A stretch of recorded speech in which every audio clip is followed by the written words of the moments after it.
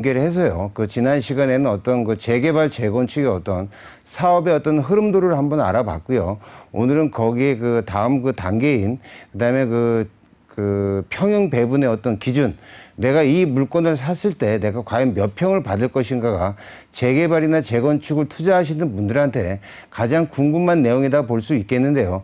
바로 그 내용을 한번 설명해 드리도록 하겠습니다. 먼저 그 평형 배분의 기준은 먼저 그 재건축과 이렇게 재개발 이렇게 크게 두 가지로 나눌 수가 있겠는데요. 이렇게 나누는 원인은 그 재건축 같은 경우는요, 이 조합원의 지위에서 굉장히 차이가 있기 때문에 그렇습니다. 재건축은요, 그 토지도 갖고 있고요. 그 다음에 그 건축물도 갖고 있고, 그 다음에 그 재건축에 그 동의한 자가 그 조합원이 된다. 이렇게 설명해 드릴 수가 있겠습니다. 재건축에 동의하지 않은 자는 그 청산조합원으로 이게 처리가 되는데, 보통 그 재건축의 단계에서 굉장히 어렵게 재건축을 하고 있고 많은 그 투자 수익이 나기 때문에 이 동의를 안 하는 자들은 거의 없다. 이렇게 보시게 되면 재건축은 약간 그 민간 사업의 어떤 색상이 굉장히 크기 때문에요. 이러한 뭐라 그럴까, 어떻게 보면 이런 얘기들이 나오죠. 뭐 컨트리 클럽이다, 이렇게들 얘기를 하실 수가 있겠습니다. 따라서 그 재건축 같은 경우는 대지 면적이 크면 그 우선권을 가질 수가 있고요. 그 다음에 조합원이 분담금만 더 추가 분담금만 내게 되면 자기가 원하는 그 큰 평수를 받을 수 있다. 이렇게 설명해 드릴 수가 있겠고요. 이 재개발 같은 경우는 그 조합원의 그 차이가 좀 있다. 이렇게 말씀드릴 수가 있겠습니다. 재건축은 자기들이 그 재건축을 하고자 하는 의지를 지자체에다가 신청을 해서 그런 허가를 받아서 안전진단을 통과하면 되는 재건축에 비해서 이 재개발 같은 경우는 물리적인 요건이 있다. 이렇게 말씀드릴 수가 있겠습니다. 지자체 단체장이 주택 노후도가 심하다든가, 그 다음에 과소 필지가 많다든가, 아니면 주택 접도율, 즉 소방도로가 미비돼서 주민 편의시설이 매우 불량한 지역을 재개발 지역으로 묶고 있기 때문에 이 재개발 지역의 조합원은요, 따라서 토지만 가진 자, 혹은 두 번째 건축물만 가진 자, 그 다음에 세 번째 토지와 건물을 동시에 가진 자. 따라서 이것은 어떤 조합원이 내가 재개발의 동의 여부와 상관없이 지자체장이 구역 지정을 해놓게 되면은요, 그 안에 있는 구성원들은 모두 재개발 조합원이 되는 하기 때문에 이것은 약간 강제 조합원 제도라, 이렇게 말씀드릴 수가 있겠습니다. 따라서 재건축과 재개발을 이렇게 비교했을 때, 따라서 재건축이 사업 속도가 재개발에 비해서 조금 약간 빠른 성향이 있다. 이렇게 말씀드릴 수가 있겠습니다. 따라서 재개발은 신축 연도, 그러니까 땅의 위치라든가 신축 연도가 대부분 준공 연도가 다 제각각이기 때문에 똑같은 물건이 하나도 없다. 이렇게 말씀드릴 수가 있겠습니다. 따라서 이 재개발 같은 경우는 대지와 건축물의 감정평가가 높으면 그 다음에 큰 평수를 받을 수 있다. 따라서 재건축 같은 경우는 동점자들이 많은 반면에 재개발 같은 경우는 동점자들이 없이 1등부터 꼴찌까지 이렇게 줄을 세워 순위를 이렇게 매길 수가 있습니다. 그래서 이렇게 한 번씩 이렇게 여기까지는 대형평형, 여기 중형평형, 여기는 소형평을 준다 그러면 하향 지원은 이제 큰 평수 받는 사람이 중형이나 소형 아파트는 받을 수 있겠지만, 소형 아파트에 자격이 있는 사람이 중형이나 대형으로는 갈 수 없는 상향 지원은 불가능하다. 이런 점에 대해서 약간 재건축과는 차이가 있다. 이렇게 말씀드릴 수가 있겠습니다. 따라서 평형 배분을 이렇게 보자면은요, 재건축 같은 경우 예를 들면 개포주공, 개포주공 같은 경우를 예를 들 수가 있겠네요. 약간 그래프가 좀 잘못되어 있는데요. 개포주공 1단지를 그림으로 약간 표시한 건데, 이거는 재건축하기 전 구평형이고요. 이거 우측에 있는 23, 33, 45, 50, 62평, 이거는 새로운 신축 아파트의 평형이다. 이렇게 말씀드릴 수가 있겠는데요. 이 과거에 건평이 11평, 13평, 15평, 17평, 사실 21평도 있는데요. 이 평수는 아무데도 아무 평형이고 신청을 할 수가 있다. 이렇게 말씀드릴 수가 있겠고, 13평형 같은 경우도 아무 평수에는 다 신청을 할 수가 있는데, 만약에 인기가 있는 33평에서 11평형과 13평형이 만약에 같은 동수가 신청을 했다면, 대지 면적이 더 큰 13평한테 우선권을 준다.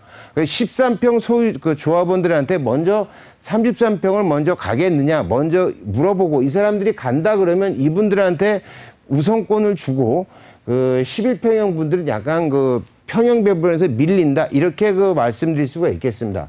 또 반포, 요즘 뜨거운 반포 지구에서는요, 보통 31평과 33평형 형태, 이런 평형대가 많은데, 이것도 마찬가지입니다. 똑같이 평형을 아무 평수나 내가 신청을 할 수가 있는데, 만약에 45평에서 31평과 33평을 갖고 있는 조합원들이 겹쳤다. 그러면 33평을 가진 조합원들에게 우선권을 먼저 배정을 한다. 이렇게 설명해 드릴 수가 있겠고요. 그 다음에 재개발을 보면, 한남 뉴타운 5구역, 가장 뜨거운 한남 뉴타운 5구역을 보면, 한남 뉴타운 같은 경우에는 조합원이 총 1,500세대가 있습니다. 따라서 1등부터 1,500등까지 토지 건물의 감정평가의 다액순에 의해서 이렇게 평형대를 나눌 수가 있는데요. 5구역 같은 경우는요, 1등에서부터 92등까지는 56평형의 분양 신청을 할 수가 있고요. 그 다음에 93등에서부터 297등까지는 50평, 그 다음에 298등부터 744등까지는 43평을 신청할 수 있고요. 그 다음에 33평은 원빌라. 추후에 설명해 드리도록 하겠습니다. 그 다음 23평은 일명 지분 쪼개기, 지분 분할한 물건이 들어간다. 이렇게 말씀드릴 수가 있겠습니다. 서두에서 말씀드렸다시피 56평을 가는 사람은 50평, 43평, 33평, 23평 아무 데고 하향 지원을 할 수가 있는데, 밑에 층의 33평 같은 경우는 23평을 분양 신청할 수 있겠지만, 43평이나 50평, 56평에는 신청 자격이 없다. 이렇게 설명해 드릴 수가 있겠습니다. 그래서, 이게 재개발과 어떤 재건축의 가장 큰 차이다. 이렇게 말씀드릴 수가 있겠는데요.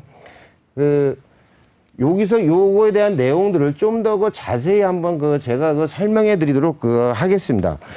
뭐냐면, 아까 재개발 지역 같은 경우, 왜냐면 이 재건축 같은 경우는요, 이 재건축 같은 경우는 약간 민간 사업의 어떤 색채가 크기 때문에, 재건축 같은 경우는 민간 사업의 어떤 이게 크기 때문에 어떤 조합원의 지위는 구역 내에 있는 사람들이 어떤 재건축에 동의한 자에게 입주권을 준 아주 간편한 방법이 있긴 하지만, 이 재개발 같은 경우는요, 이 재개발 같은 경우는 강제로 구역이 지정된 곳에 지자체장이 구역을 그려버리면 그 안에 내 의사와 상관없이 조합원들이 되고 있기 때문에, 이거에 대한 지분의 어떤 조합원들의 어떤 구분이 재건축에 비해서 매우 복잡하다. 이렇게 말씀드릴 수가 있겠습니다. 따라서 오늘 그거에 대한 분양 자격에 대해서 이제 설명을 한 2, 3회에 걸쳐서 제가 설명을 해드릴 텐데요. 아까 서두에 말씀드렸다시피 재개발의 어떤 조합원의 가장 큰 특징은, 첫째, 토지만 가진 자가 먼저 소유권이 조합원이 될 수가 있겠는데, 이 토지만 가진 자는 총 크게 세 가지로 분류가 된다. 이렇게 말씀드릴 수가 있겠습니다. 따라서 토지만 가진 자는 일명 나대지라고 하는데요. 나대지의 규모가 90제곱미터 이상인 경우는 주택 유무에 상관없이 무조건 입주권이 있다. 이렇게 말씀드릴 수가 있겠고요. 그 다음에는 30제곱미터 이상, 그 다음에 90제곱미터 미만인 경우가 있는데요. 여기가 약간 주의를 요하는 지분 상태다. 이렇게 말씀드릴 수가 있겠습니다. 요 30제곱미터에서 90제곱미터 미만인 사람은요, 그 세대원 전원이 그 무주택자일 때, 세대원 전원이 무주택자일 경우에 한해서 입주권이 있다, 이렇게 말씀드릴 수가 있겠는데요. 이 중요한 것은 이 무주택의 시점이 과연 언제이냐, 이것이 중요한 건데요.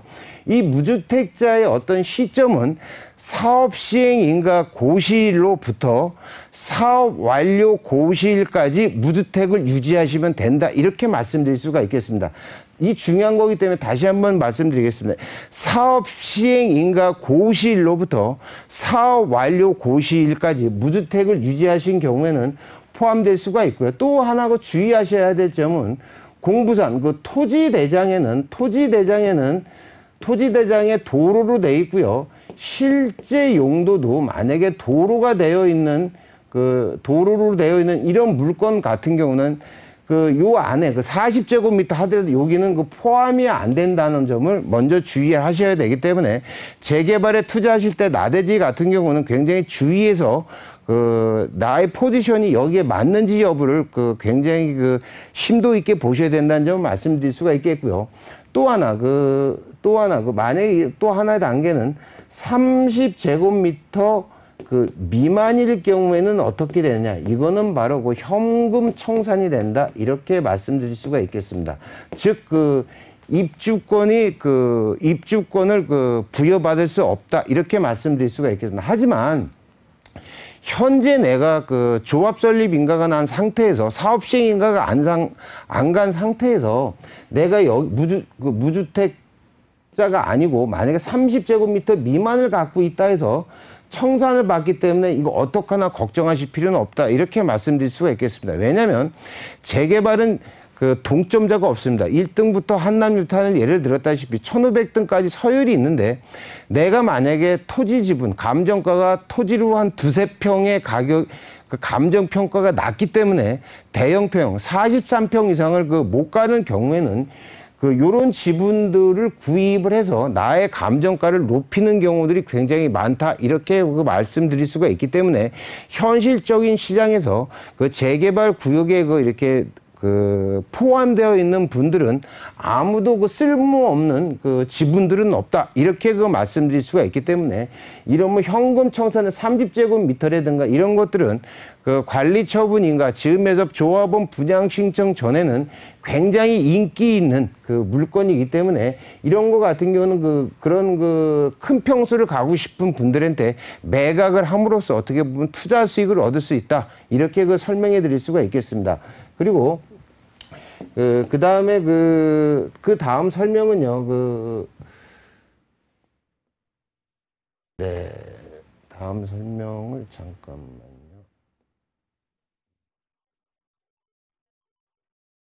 다음 설명은 다음에 건축물만 가졌을 때를 설명을 해드리도록 하겠습니다. 이 건축물만 가지고 있다고 하는 거는 일반적인 주택 형태에서는 굉장히 어색한 건데요. 이거이 바로 대표적인 것이, 건축물만 가지고 있어도 무조건 입주권은 나온다, 이렇게 말씀드릴 수가 있겠습니다. 아까도 말씀드렸다시피 재개발의 가장 핵심은 토지와 건물의 감정평가가 높아야 되는데, 이 감정평가에서는 토지가 차지하고 있는 비율이 압도적이지만 재개발의 모든 법의 어떤 행태들을 보면 입주권 여부를 결정하는 것은 토지보다는 이 건축물이라고 하는 것을 놓치시면 안 된다, 이렇게 말씀드릴 수가 있겠습니다. 따라서 이 건축물만 있는 경우는 토지가 없는 건축물만 있는 건데요. 대부분의 형태들은 이거의 가장 대표적인 얘기가 바로 무허가 건축물이다, 이렇게 말씀드릴 수가 있겠습니다. 이 무허가 건축물도요, 무조건 입주권이 나옵니다. 이거를 건축물을 무조건 입주권을 주는 게 아니고요. 여기는 조건이 있습니다. 첫째, 무허가 건축물 관리대장에 등재가 돼 있든가 등재가 돼 있을 경우, 두 번째는 뭐냐면요, 재산세를 계속 납부하고 있는 경우, 세 번째는요, 항공 촬영에 포함이 되어 있다면 그 무허가 건축물로서 그 입주권은 확보된다 이렇게 말씀드릴 수가 있겠습니다.